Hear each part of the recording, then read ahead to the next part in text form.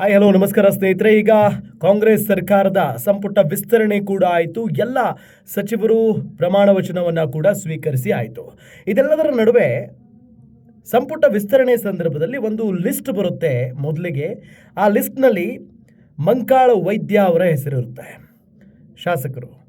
So ಏಕಾಏಕಿಯಾಗ ಹೆಸರು ಹೊರಟು ಹೋಗುತ್ತೆ ಆ ಒಂದು ಸ್ಥಾನದಿಂದ ಅಥವಾ ಆ ಲಿಸ್ಟ್ನಿಂದ ಹೊರಗಡೆ ಹೋಗಿ ಅವರ ಬದಲಿಗೆ ಮತ್ತೊಂದು ಹೆಸರು ಜಾಯ್ನ್ ಆಗುತ್ತೆ. ಅದು ಎಸ್ ಮಲ್ಲಿಕಾರ್ಜುನ್. ಮಲ್ಲಿಕಾರ್ಜುನ್ ಅವರು ಸಚಿವರಾಗ್ತಾರೆ. ಮಂಕಾಳ ವೈದ್ಯ ಅವರು ಆಗಲ್ಲ ಅನ್ನೋ ಸುದ್ದಿ ಬರುತ್ತೆ. ಯಾಕೆ ಸಡನ್ನಾಗಿ ಈ ರೀತಿಯಾದಂಥ ತೀರ್ಮಾನ ಹೆಂಗೆ ಬಂತು?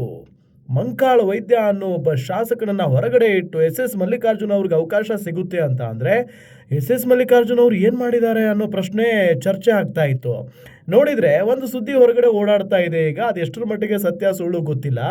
ನನ್ನನ್ನೇನಾದರೂ ಎಸ್ ಮಲ್ಲಿಕಾರ್ಜುನ್ ಅವರು ಹೇಳಿದ್ರಂತೆ, ನನ್ನನ್ನೇನಾದರೂ ಸಚಿವ ಸಂಪುಟಕ್ಕೆ ಸೇರಿಸಿಕೊಳ್ಳದೆ ಹೋದರೆ ನನ್ನ ಇಡೀ ಕುಟುಂಬ ರಾಜೀನಾಮೆಯನ್ನು ಕೊಡ್ತೀವಿ ಅಂತ ಹೇಳಿದ್ರಂತೆ. ಬೆದರಿಕೆಯನ್ನು ಹಾಕಿದ್ರಂತೆ ಎಸ್ ಮಲ್ಲಿಕಾರ್ಜುನ್. ಇಡೀ ಕುಟುಂಬ ಅಂದರೆ ನೋಡಿ, ಅವರು ಇಡೀ ಕುಟುಂಬ ರಾಜಕಾರಣದಲ್ಲಿದೆ.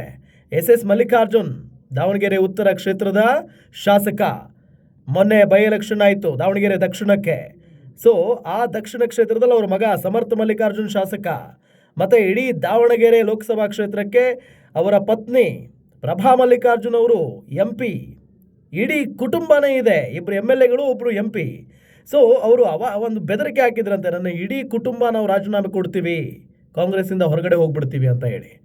ಅದಕ್ಕೆ ಹೈಕಮಾಂಡ್ ಹೆದರಿ, DK ಶಿವಕುಮಾರ್ ಅವರು ಹೆದರಿ ಈಗ ಎಸ್ ಮಲ್ಲಿಕಾರ್ಜುನ್ ಅವರ ಹೆಸರನ್ನು ಸೇರಿಸ್ಕೊಂಡಿದೆ. ಅವರು ಕೂಡ ಈಗ ಮಂತ್ರಿ ಆಗಿದ್ದಾರೆ. ಮಂಕಾಳ ವೈದ್ಯ ಅವರಿಗೆ ಎಂಥ ಅನ್ಯಾಯ ನೋಡಿ. ರಾಜಕಾರಣ ಅಂತ ಅಂದರೆ ಅರ್ಹರಿಗೆ ಕೊಡೋದು, ಬೆದರಿಕೆ ಹಾಕಿದವ್ರಿಗೆ ಅಥವಾ ನಾವು ಇಡೀ ಕುಟುಂಬನೇ ರಾಜೀನಾಮೆ ಕೊಟ್ಬಿಡ್ತೀವಿ ಅನ್ನೋರಿಗೆ ಅಲ್ಲ.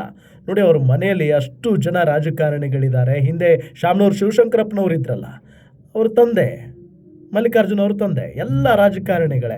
ಆದರೂ ಕೂಡ ಅಧಿಕಾರದ ಆಸೆ ಅನ್ನೋದು ಹೆಂಗಿರುತ್ತೆ ನೋಡಿ.